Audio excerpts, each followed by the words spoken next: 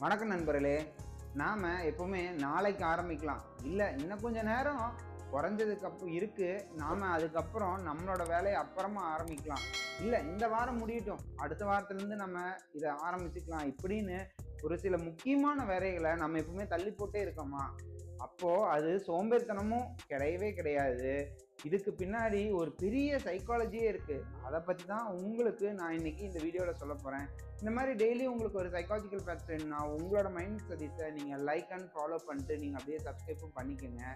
இதுல பார்ட் 1 என்னன்னு கேட்டீங்கன்னா, ப்ரோக்ரியேஷன்னா என்ன? அதாவது நீங்க செய்ய வேண்டிய வேலையை தெரிந்தே வேணும்னே தள்ளி போட்டுட்டே போனீங்கன்னா அது உங்களுடைய நேரத்தோட மேலாண்மை பிரச்சனையே இல்லை, அது உங்களோட உணர்ச்சியோட மேலாண்மை பிரச்சனை தான்.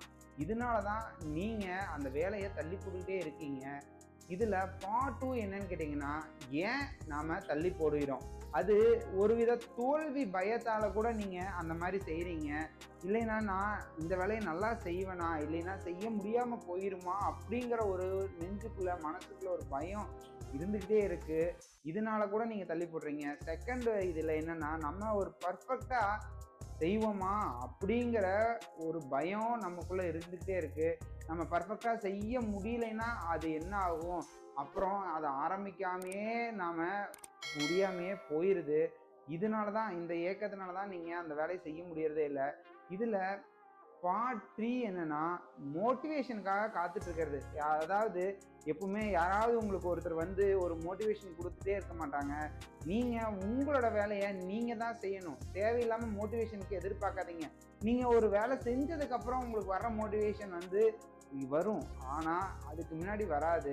அதை நீங்க தான் அந்த வேலையை செய்ய ஆரம்பிக்கணும். இதுல பார்ட் 3 என்னன்னு கேட்டீங்கன்னா, நம்ம மூளையோட ஒரு ட்ரிக். அதாவது நீங்க உடனடியா ஒரு மகிழ்ச்சி தர விஷயத்த மூளை ரொம்ப விரும்புது.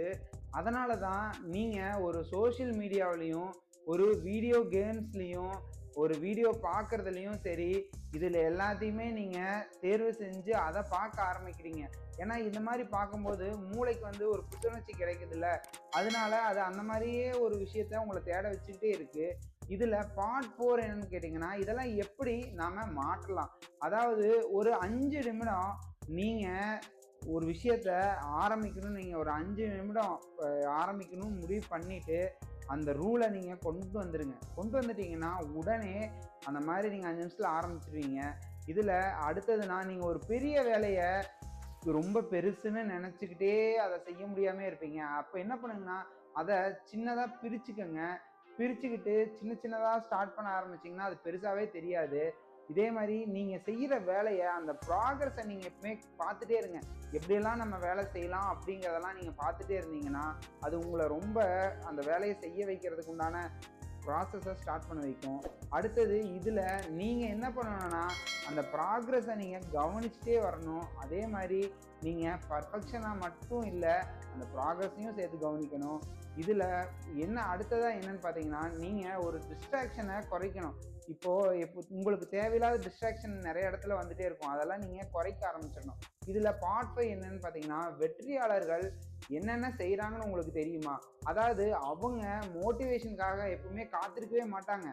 சின்ன ஆக்ஷனை எடுத்து இப்போவே ஆரம்பிச்சிருவாங்க. அதுதான் இதில் ரொம்ப முக்கியம். இதில் ஃபைனலாக நான் உங்களுக்கு என்ன சொல்ல வரேன்னு கேட்டிங்கன்னா, நீங்கள் தள்ளி போடுறது உங்களோட வேலையே அல்ல. நீங்கள் உங்களுடைய கனவுகளை என்னைக்கு உடனே தள்ளி போட ஆரம்பிச்சிடுறீங்க, நீங்கள் என்ன பண்ணணும்னா ஒரு சின்ன ஆக்ஷனை உடனே எடுக்க ஆரம்பிக்கணும். அது உங்களை வாழ்க்கையவே பெரிய மாற்றத்தையே கொண்டு வரலாம். அந்த சின்ன ஆக்ஷன் தான் ரொம்ப ரொம்ப முக்கியம்.